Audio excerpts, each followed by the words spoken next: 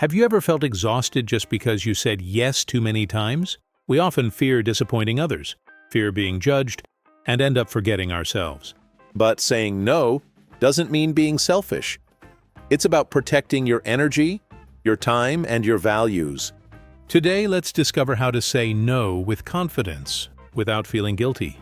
Understanding your self-worth is the foundation for saying no without feeling guilty. Many people struggle with the word no, not because they lack vocabulary, but because they fear rejection, judgment, or being labeled as unkind. Deep down, it often comes from a shaky sense of self-worth. When you don't fully believe in your own value, you may feel that your acceptance, love, or approval depends on pleasing others. That creates an almost automatic impulse to say yes, even when every part of you is screaming no.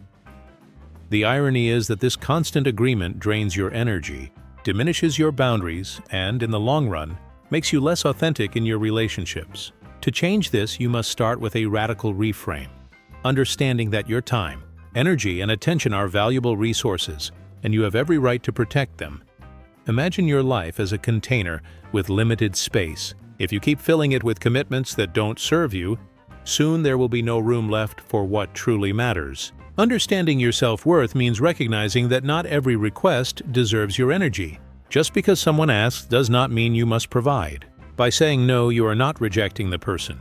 You are simply acknowledging that your container has limits. And limits, rather than being selfish, actually create space for authenticity and deeper connections. People who value themselves tend to communicate their boundaries more clearly. Think of a friend who never hesitates to say, "I'd love to, but I can't right now." Do you think less of them? Most likely not. In fact, you probably admire their clarity. Now think of yourself in that same role. If you say no with calm confidence, the people who truly respect you will continue to respect you. And those who don't? Their disappointment reveals more about their expectations than about your worth. Understanding your self-worth allows you to detach your sense of identity from others' approval. This self-worth also reminds you that your yes has power only if your no has meaning. When you constantly say yes, your commitments become diluted. Friends, family, or colleagues may stop valuing your time because you've shown them it's always available. But when you protect your boundaries, your yes becomes more valuable. People know it comes from a genuine place, not from guilt or obligation. That shift alone creates healthier, more balanced relationships. It's also crucial to reflect on the origins of guilt. Why do you feel bad when you say no? Often it's rooted in childhood conditioning. Many of us were taught to be good by complying, by being agreeable, by avoiding conflict. We learned that disagreement might lead to disappointment or withdrawal of love. Over time, that conditioning solidified into the belief that our worth depends on making others happy. Breaking this cycle requires conscious effort. You must remind yourself that your worth is inherent. It doesn't depend on how many tasks you complete for others or how often you sacrifice your well-being. A helpful exercise is to write down your core values. Ask yourself, what are the 5 things that matter most to me in life? Maybe it's health, family, growth, creativity, or financial stability. Once you identify them, compare every new request against those values.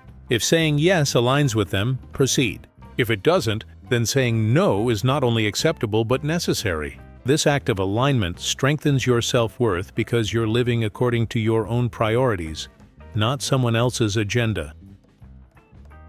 Another aspect of understanding your worth lies in self-compassion. Too often, people beat themselves up after saying no. They replay the conversation in their minds, worrying if they were too blunt or too selfish. But self-compassion reminds you that protecting your boundaries is an act of kindness toward yourself. You cannot pour from an empty cup. By saying no, you preserve your capacity to say yes when it truly matters. Treat yourself the way you'd treat a loved one, with patience, forgiveness, and respect.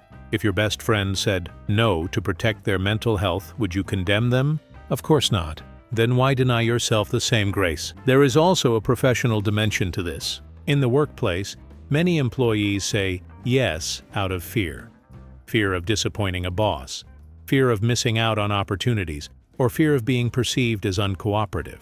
Yet the employees who gain the most respect over time are those who set clear priorities. By saying no to unnecessary meetings or projects outside their scope, they demonstrate focus, leadership, and an understanding of their value. Employers often prefer someone who can prioritize effectively over someone who burns out from overcommitment. In this sense, self-worth translates directly into career growth. Of course, building this understanding doesn't happen overnight. It requires practice, self-awareness, and patience. One small step you can take is to pause before answering any request. Instead of giving an immediate yes, create a buffer. Let me check my schedule and get back to you. This pause allows you to evaluate whether the request aligns with your values and capacity. Over time, this simple habit reinforces the message that your time is important and that you are not obligated to respond instantly to others' demands. Another practice is journaling. After a day filled with commitments, reflect on which activities energized you and which drained you. If you find that certain yeses left you resentful or exhausted, those are clear indicators that you undervalued yourself in those moments. Use these reflections to strengthen your resolve the next time a similar request arises. Ultimately, understanding your self-worth is about rewriting the internal script. Instead of asking, "What will people think if I say no?" shift the question to, "What will happen to me if I keep saying yes?" The answer often reveals exhaustion, resentment, and loss of authenticity. On the other hand, when you honor your worth, saying no becomes a declaration of self-respect. It's a statement that your needs, time, and energy are just as important as anyone else's. And that realization is the key to saying no without guilt. Shifting your perspective on rejection is the next step toward saying no without feeling guilty. At its core, guilt often arises not from the act of refusing, but from the meaning we attach to it. When you say no, you might imagine the other person feeling hurt, disappointed, or even angry. You might imagine them interpreting your response as a rejection of them rather than the request. This mental narrative creates an unnecessary burden, because in reality, saying no is rarely a personal attack. It's simply a statement of priorities, time management, and alignment with what matters to you. To release guilt, you must reframe what no means, both to you and to those around you. Think of no as a form of honesty. When you agree to something you don't truly want to do, you are essentially offering a counterfeit yes. While it may satisfy the other person temporarily, over time, resentment builds. You may show up to the task half-heartedly without passion or energy, and that lack of authenticity ultimately harms the relationship. In contrast, a well-placed no is a sign of respect for yourself and for the other person. It says, "I respect you enough to be truthful," rather than giving you a false promise. Once you view no in this light, the guilt begins to dissolve. Another way to reframe rejection is to remember that every no is also a yes to something else. Time and energy are finite. If you say yes to every invitation, favor, or task, you inevitably say no to rest, personal goals, or meaningful activities that matter to you. Consider an example. A friend asks you to join them for an outing, but you've been running on little sleep and desperately need an evening to recharge. By saying no to the outing, you're saying yes to your health, mental clarity, and well-being. When framed this way, no is no longer selfish. It's an act of alignment. This reframing also helps in professional environments. Many people equate no with career sabotage, fearing that turning down extra work will brand them as uncooperative. Yet if you look closer, you'll see that effective leaders often say no more than they say yes. They prioritize projects with the highest impact and decline the rest. Their no is not rejection, it's focus. If you adopt this mindset, you'll start to see each refusal as a strategic choice rather than a failure to please. It's also important to recognize that you cannot control how others perceive your response. Someone may indeed feel disappointed when you say no, but that emotion is theirs to process, not yours to fix. If you've communicated respectfully, you've done your part. People who value you will understand your boundaries. Those who don't may push back, but their reaction is about their expectations, not about your worth. Once you internalize this distinction, the guilt loses much of its power. A powerful mental exercise is to flip the situation. Think about times when someone has said no to you. Did you immediately think less of them? Probably not. More likely, you respected their honesty or simply moved on without much thought. If you can extend that grace to others, you can also extend it to yourself. Your no is rarely as catastrophic as your imagination makes it seem. This perspective shift also involves recognizing that no protects relationships. Constantly saying yes while feeling resentful creates hidden tension. You may harbor unspoken frustration toward the people who make requests, even though you were the one who agreed. Over time, this erodes trust and connection. In contrast, when you say no with clarity and kindness, you preserve authenticity.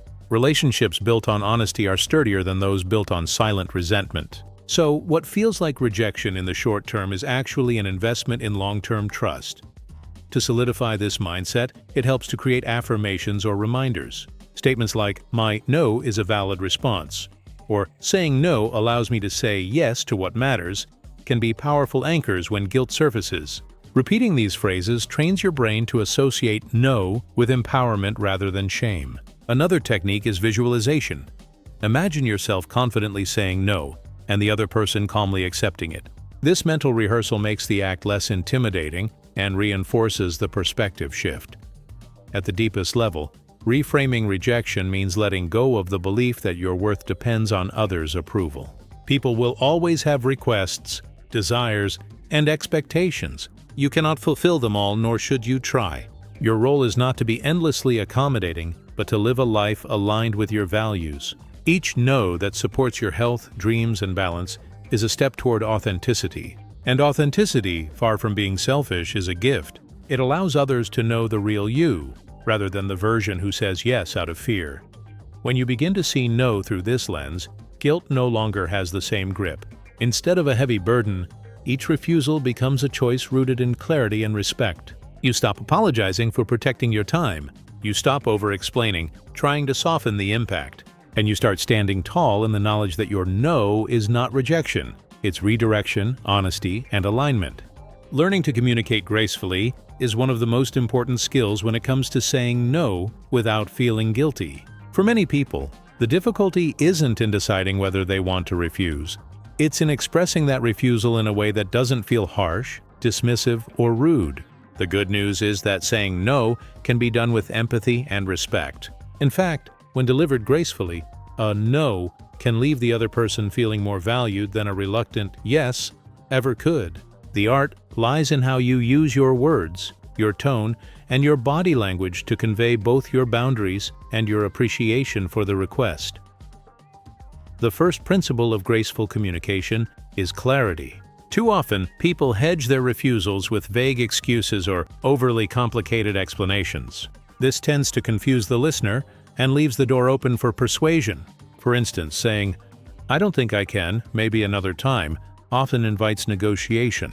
On the other hand, a clear and simple response like, "I can't take this on right now, but thank you for thinking of me," communicates both respect and finality. Clarity ensures that your no is understood without unnecessary guilt-inducing back and forth.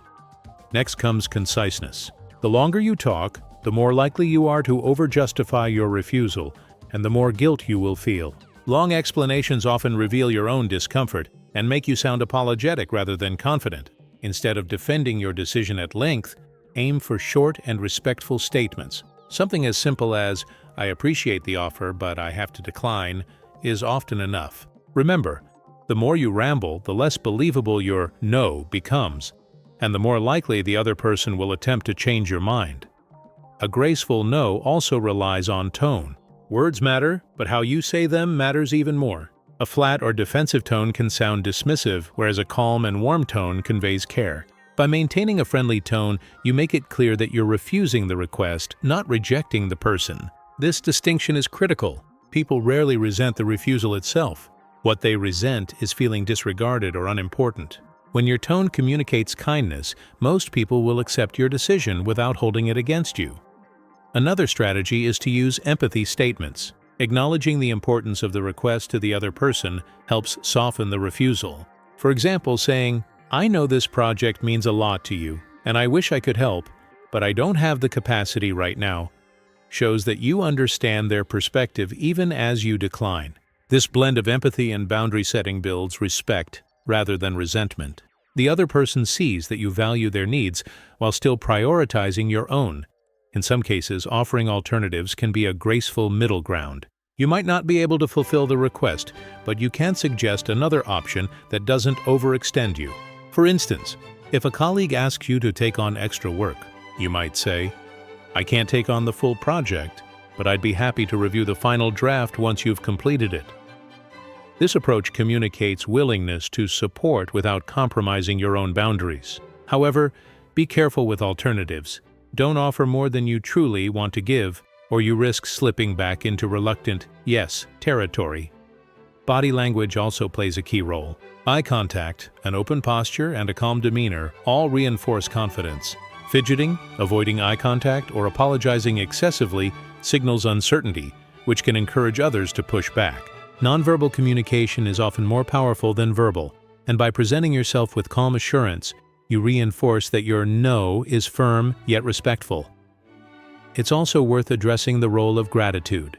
Expressing appreciation for the invitation, opportunity, or thought behind the request goes a long way. Saying something like, "I'm honored you thought of me," before giving your no shows that you value the gesture even if you can't accept it. Gratitude shifts the focus from rejection to mutual respect, reducing the chance of negative feelings on either side. One of the hardest habits to break is over-apologizing. Many people preface every refusal with, "I'm sorry," even when there's nothing to apologize for. While a brief "sorry" can be polite, repeated or unnecessary apologies undermine your confidence and make it sound as though you're doing something wrong. Instead of "I'm so sorry, I can't make it," try, "Thank you for inviting me, but I won't be able to attend." The shift from apology to gratitude is subtle but powerful. It reframes the interaction as a matter of choice rather than wrongdoing. To practice graceful communication, role-playing can be surprisingly effective. Rehearse common scenarios with a trusted friend or even in front of a mirror. Practice saying no in different tones with different phrasing until it feels natural. The more you rehearse, the less likely you are to stumble or over-explain when the moment arises in real life. Think of it as strengthening a muscle. The more you practice, the more effortless it becomes. Finally, remember that graceful communication is not about manipulating the other person into accepting your no. It's about expressing your boundaries in a way that maintains dignity, respect, and connection. A well-communicated no can actually enhance relationships by establishing clarity and honesty. When people know where you stand, they're more likely to trust your yes in the future. The real beauty of learning to communicate gracefully is that it transforms no from a point of conflict into a moment of authenticity. You no longer feel the weight of guilt because you know your refusal was delivered with kindness, respect, and clarity. Instead of dreading the interaction, you begin to see it as an opportunity to strengthen both your confidence and your relationships. And that is the true art of saying no without guilt. Setting clear boundaries is the backbone of being able to say no without guilt. Without boundaries, life quickly becomes a blur of obligations, favors, and commitments that leave you drained and resentful. Boundaries act like invisible fences that define where your responsibility ends and where someone else's begins. They protect your time, energy, and mental well-being, allowing you to live with purpose rather than being pulled in every direction. Yet many people struggle with boundaries because they fear disappointing others or being seen as selfish. In reality, boundaries are not walls that shut people out. They are bridges that foster healthier, more respectful relationships. The first step in setting boundaries is knowing your limits. Too often, people overcommit simply because they haven't taken the time to define what's acceptable and what's not. Start by examining the areas of your life where you feel most drained. Is it at work, where colleagues constantly ask you to take on extra tasks? Is it in friendships, where you're always the one people call for help, but they rarely reciprocate? Or is it in family relationships, where cultural or emotional expectations pressure you into saying yes? Identifying these patterns reveals where your boundaries are weakest and where they most need strengthening. Once you know your limits, the next step is communicating them clearly. Boundaries only work when they're expressed. It's not enough to hope that others will just know when they've crossed a line. People can't read your mind.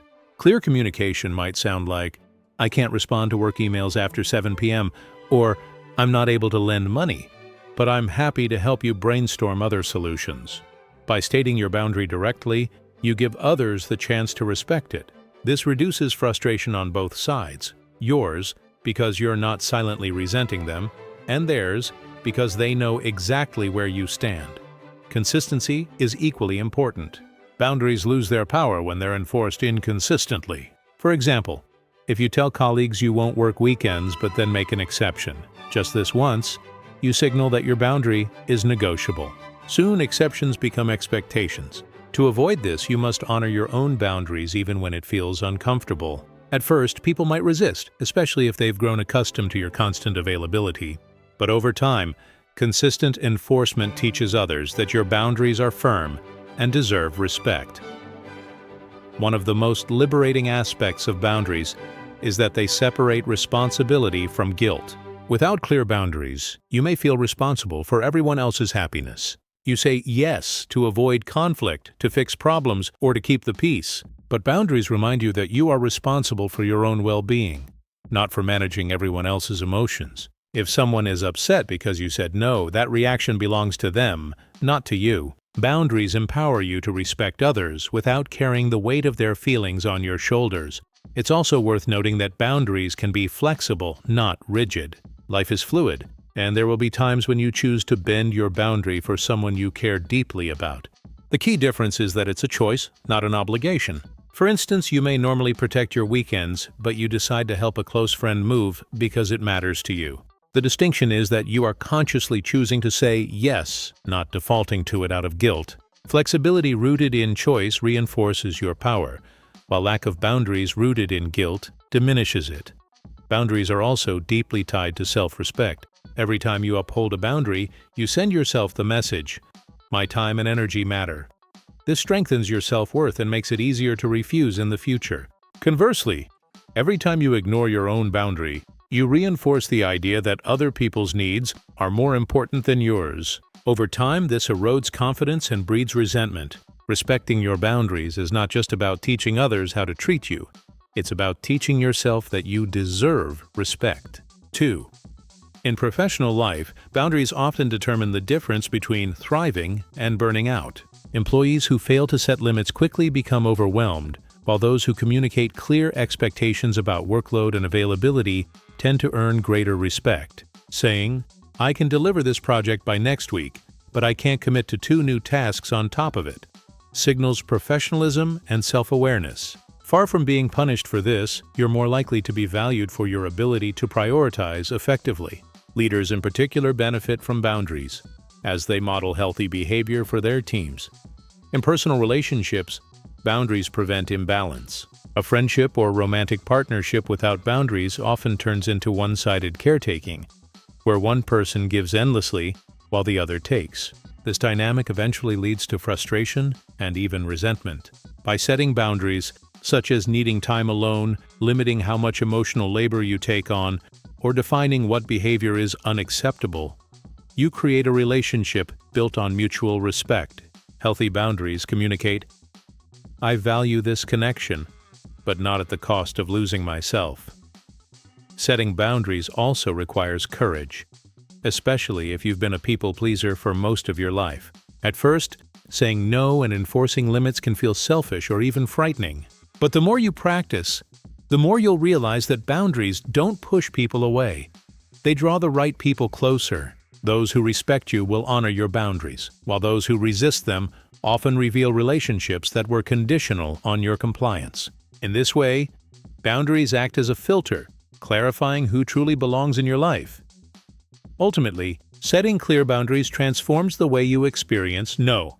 Instead of being a moment of guilt or fear, it becomes a natural expression of your values and priorities. Boundaries are not about shutting others out. They're about letting the right things in. By defining your limits, you create space for rest, growth, and the relationships that truly matter. And with each boundary you uphold, the word no becomes less about guilt and more about empowerment. Practicing to reduce guilt is the final piece in mastering the art of saying no without apology.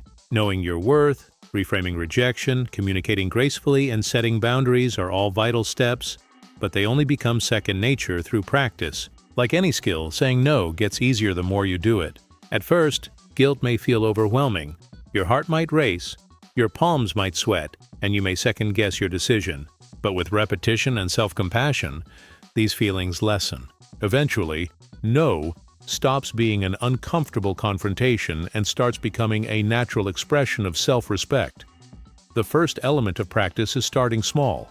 You don't need to begin with life-changing refusals. Instead, practice saying no in low-stakes situations. Decline an extra flyer at the store, turn down a survey request on the street, or politely refuse a free trial you don't want. These small exercises train your mind and body to handle the act of refusal without attaching guilt. Over time, these little no's build the confidence to tackle bigger requests from friends, family, or colleagues. Think of it as building muscle. You wouldn't start weight training with the heaviest barbell. You'd begin with lighter weights and progress gradually.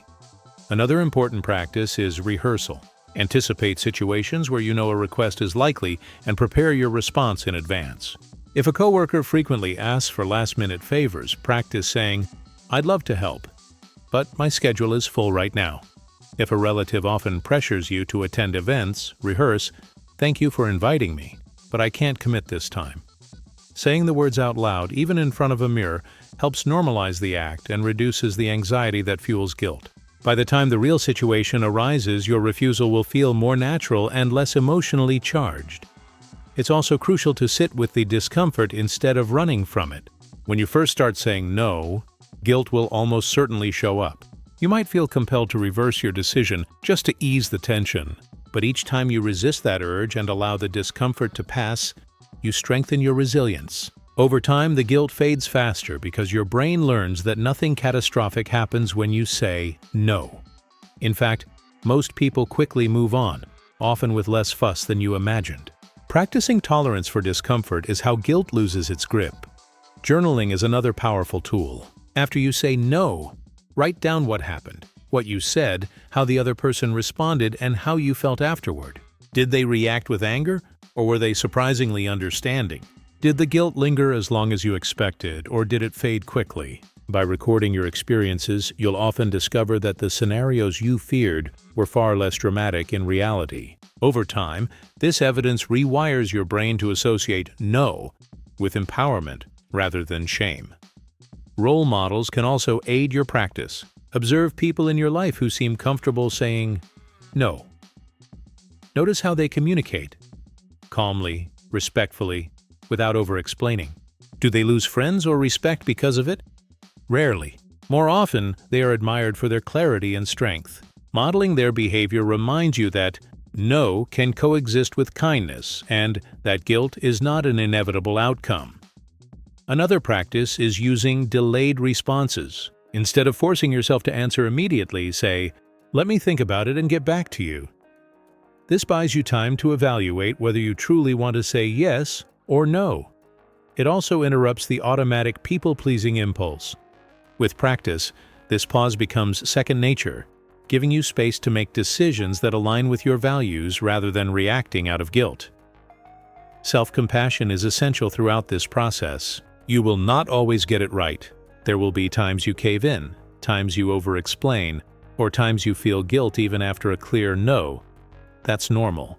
The goal isn't perfection, it's progress. Celebrate small victories, like saying no once when you would have said yes before. Acknowledge the courage it took, rather than criticizing yourself for feeling guilty afterward. Self-kindness keeps you motivated to keep practicing instead of giving up. You may also find it helpful to replace guilt with gratitude. After saying no, remind yourself of what you gained by refusing: rest, time for your own priorities, space to recharge, or the ability to focus on a meaningful commitment. By consciously shifting your attention from what you turned down to what you protected, you transform guilt into appreciation. This reframing builds a positive emotional association with the act of refusal. Over time, practice leads to confidence. The first few times you may feel like your no wobbles, as if you're apologizing for existing. But after repeated practice, your tone becomes steadier, your words simpler, and your boundaries firmer. Eventually, guilt no longer hijacks the moment because you've trained yourself to see no, not as rejection but as self-respect. Each time you refuse without crumbling, you prove to yourself that you can handle the discomfort. And each proof chips away at guilt's power. The most empowering realization is that practice makes no not only easier but also liberating. Instead of feeling trapped by obligations, you start to feel free. Instead of resenting the commitments you agreed to under pressure, you feel proud of the choices you made intentionally. Guilt no longer dictates your behavior. Your values do. Saying no becomes a way of saying yes to the life you truly want, and that transformation only comes with practice. Remember, every time you say no to something that doesn't align, you're saying yes to yourself, to peace, and to what truly matters. Don't let guilt stop you from living in line with your values. If you found this video helpful, share it with someone who also needs to learn how to set boundaries. And don't forget to subscribe so we can continue this journey of meaningful growth together.